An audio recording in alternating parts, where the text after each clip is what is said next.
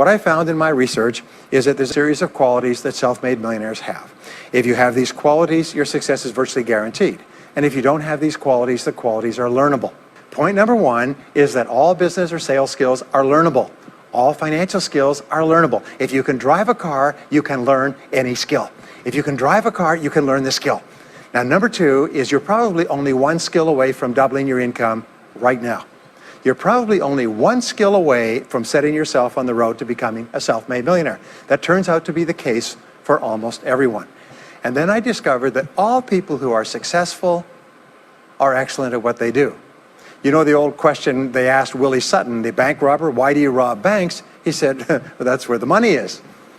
Well, being in the top 10% is where the money is. So what you have to do is you have to pay any price and make any sacrifice to get into the top 10% in your field. So make this decision to get into the top 10%. And let me tell you what changed my life. Here I was struggling in my late 20s, and I learned this. It was a breakthrough thought. Is that everybody's in the top 10% started in the bottom 10%. Everybody who's doing well was once doing poorly. Everybody who is at the top of your field today was once not even in your field at all and didn't even know it existed. What that means is that if you're willing to pay the price and work hard and make the sacrifices, you can get into the top 10%. Now, how long does it take? It doesn't take a week or a month. Most people are really impatient. And to achieve mastery in your field takes 5 to 7 years. People say 5 to 7 years, geez, I'll be 5 to 7 years older before I start enjoying the big rewards. Well, how much older will you be in 5 to 7 years anyway? Now here's an important point, are you ready? The time is going to pass anyway.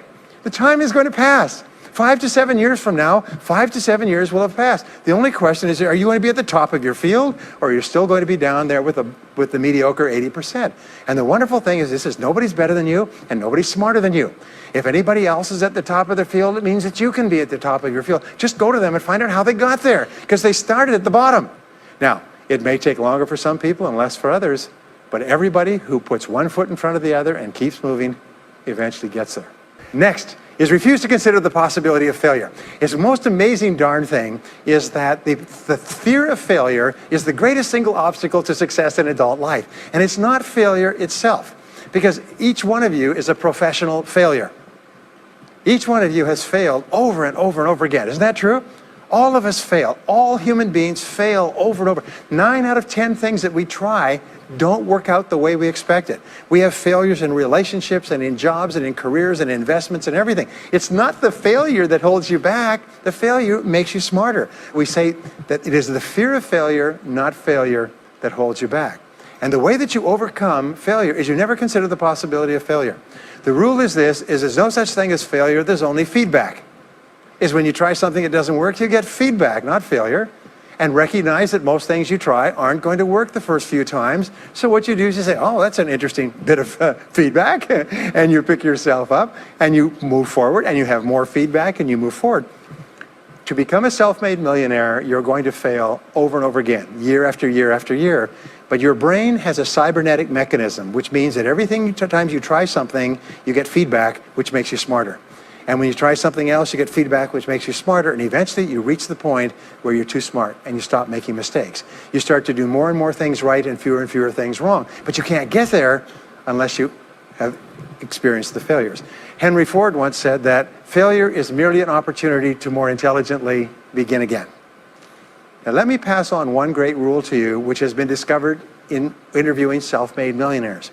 Self-made millionaires look into every failure for something good. They say there's got to be something good in this that I can benefit from, and surprise, surprise, they always find it. Second is self-made millionaires always seek the valuable lesson in every setback or obstacle or temporary failure, and they always find the lesson. Now, what do failures do? Failures whine and cry and think about what they've lost and blame their problems on someone else. Successful people say, what can I learn from this that will make me smarter next time?